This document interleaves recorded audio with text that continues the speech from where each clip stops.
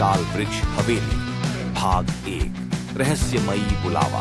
राजवीर एक इतिहासकार था जो पुराने किलों और महलों के रहस्यों की खोज में रुचि रखता था।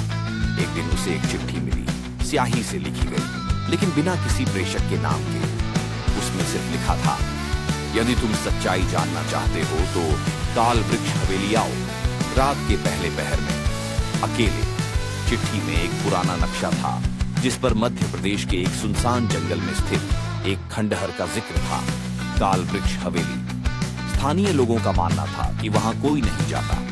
कुछ कहते थे वहां राक्षसों का वास है, कुछ कहते थे वो हवेली खुद एक जीवित प्राणी है। राजवीर ने डर को दरकिनार करते हुए सफर शुरू किया। भाग 2 हवेली का पहला दर्शन। हवेली तक पहुंचने के लिए घना जंगल पार करना पड़ा। दोपहर होते होते वह वहां पहुंच गया। हवेली टूटी फूटी जरूर थी, लेकिन उसमें अजीब सी गर्माहट थी, मानो दीवारें किसी सांस लेने वाले जीव की तरह धड़क रही थी। दरवाजा अपने आप खुल गया। अंदर चारों ओर धूल और जाले थे, लेकिन बीच के हॉल में एक ताजा जला हुआ दीपक रखा था।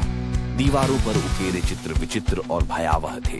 इंसानों के धुएं में बदलते चेहरे, पेड़ों से लटकती लाशें और एक काले पेड़ के नीचे घुटनों पर बैठा एक आदमी जिसकी आंखें खाली थी।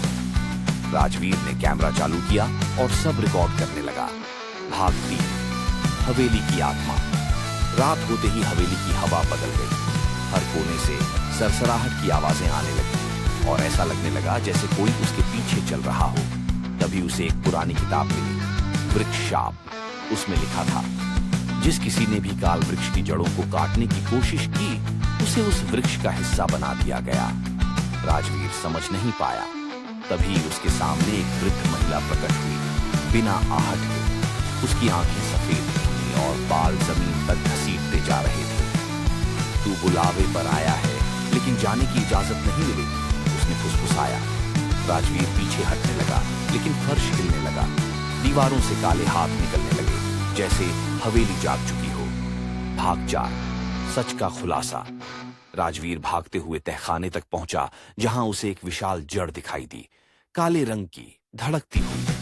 वही काल वृक्ष था जिसकी शाखाएं हवेली की दीवारों में फैली हुई थी। उसने कैमरे की रोशनी से देखा कि उन जड़ों में चेहरे हैं, इंसानों के, जिनकी आंखें खुली थीं और वे अब भी सांस ले रहे थे।